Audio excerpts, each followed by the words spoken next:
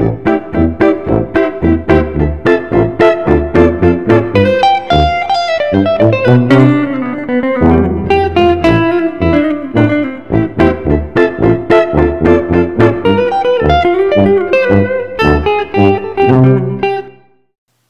whiskey lovers, and welcome to another one of Mark's Whiskey Ramblings. And today I'm going to be talking not about whiskey actually, but about embryonic whiskey, about British plain spirit, about white dog, about new make.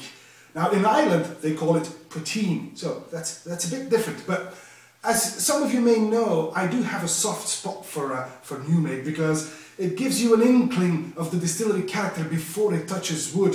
It gives you an inkling of things to come. And well, basically I think you can have a good spirit, but if you don't have a good cask, you will not get good whiskey.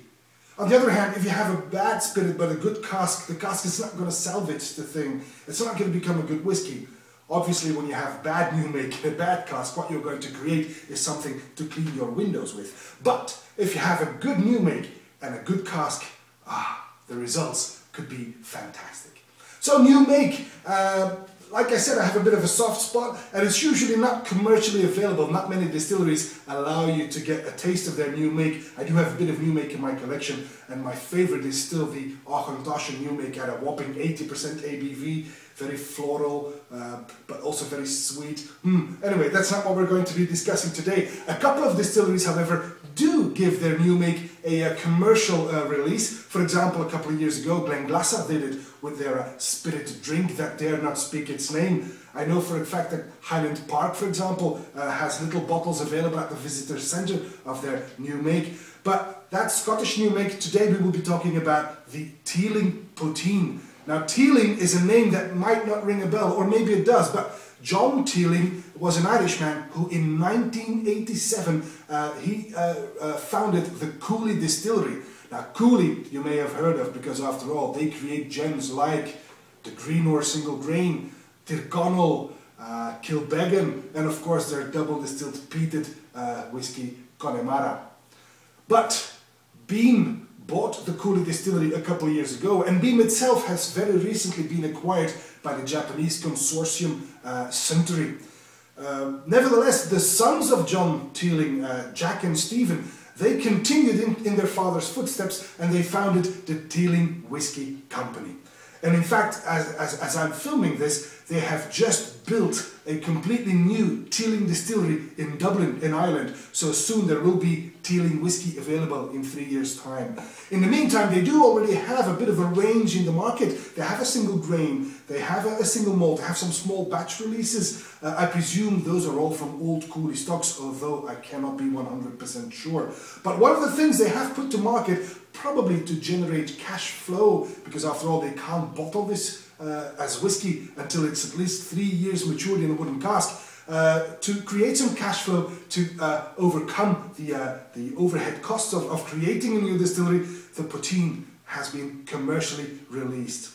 Now, poteen it used to be illicit distilling. That's why they also call it moonshine, for example, because when illicit distilling took place, it was usually at night, because then the gaugers or the excisemen couldn't see the vapors or the smoke from the whiskey production. Hence the name moonshine, as they were distilling at night. But this is their poteen. Actually, Irish poteen was banned in 1661, according to the back label of this 50 centiliter bottle. It says this is a clear, non-aged Irish spirit, famous for its quality and its alcohol strength. Indeed, alcohol strength. This Teeling Poitin has been bottled at a whopping 61.5% ABV. So maybe I should have kept some water handy. Anyway, let's give it a try. And as it is an unaged spirit, not yet touched by wood, it is obviously clear as water. It's quite creamy already. It comes down the glass rather slowly. So this already has a bit of body, a bit of viscosity, as they say. Let's find out. The Teeling Poitin at 65.1% ABV. Sorry, 61.5% ABV. Whew, here we go, on the nose. Ooh. well, it is very clean, but it's sweet it's already very fruity actually. While you would think the esters are created with the interaction of the spirit and the cellulose of the wood to create those fruity character, but already I've got this spiciness in there and some berries, also some, how should I put this? Some sourdough, an unbaked sourdough bread. Basically, that's what I'm getting on the nose. But already, I find this already to have quite a bit of character on the palate. Then,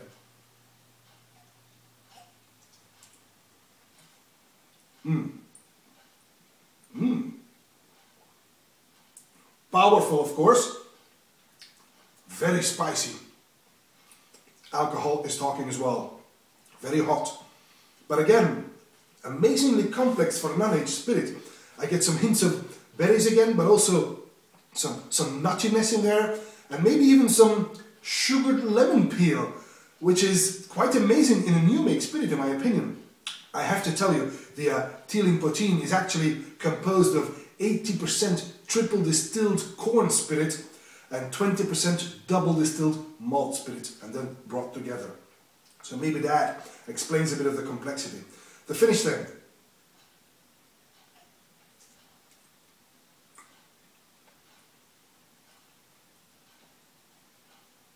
Well, the finish is spicy, creamy, rather long, but it is, oh, it's good. Yes, very long in fact. It does not develop anything new, but oh, it becomes very sweet indeed.